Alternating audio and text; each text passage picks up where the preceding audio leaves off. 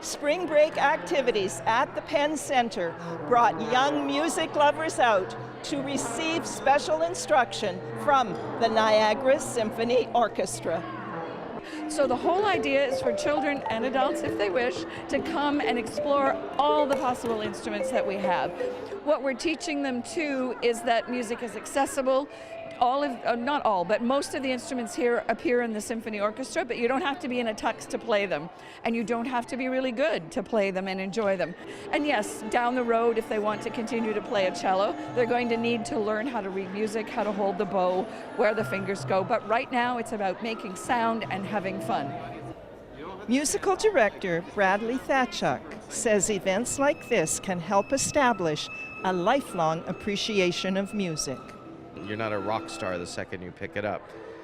But I think when you have the chance to put your hands on it and put your mouth to it or strum a chord, it captures your imagination and can get you hooked. I think everyone I know who's a musician has, I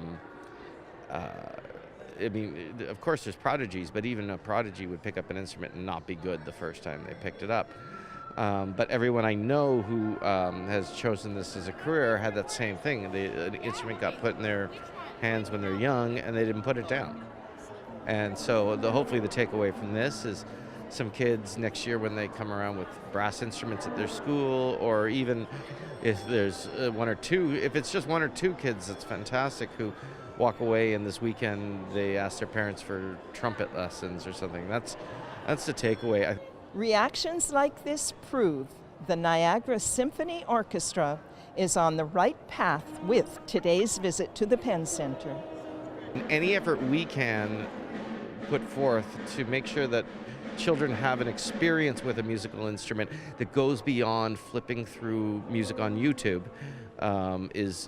this is a much more valuable experience than watching the latest influencer on YouTube. To be able to sit here and actually hold an instrument, it's tactile, it's real, and we hope to inspire children to take their knowledge of music beyond viewership. We have pictures of, and when they make a sound out of a trumpet for the first time, their face, there have just been grins from ear to ear. We've also, curiously enough, seen some kids who are really serious. They're really focused on what they're doing and they're concentrating, and when they make the sound, it's not the big grin, but the, yeah, I did that. And that's really, really rewarding for us and for the kids.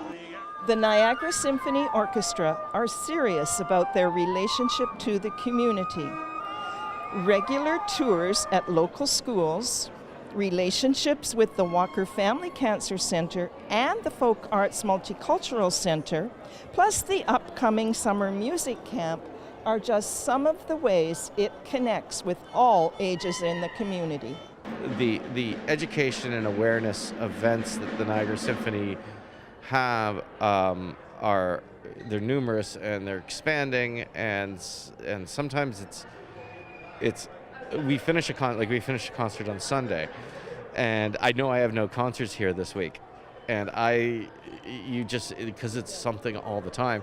I woke up on Monday morning, I was like, oh, it's not a week off, because there's always something else to do. And I think that's the reason for the success of the Niagara Symphony Orchestra during this decade, is we brought in a team of people who were willing to put in the work and spread the word. Niagara Symphony Orchestra outreach works are ongoing. The next symphony concert is the work of John Williams on April 13th and 14th at the Performing Arts Center. In St. Catharines, for The Source, I'm Brenda Schultz.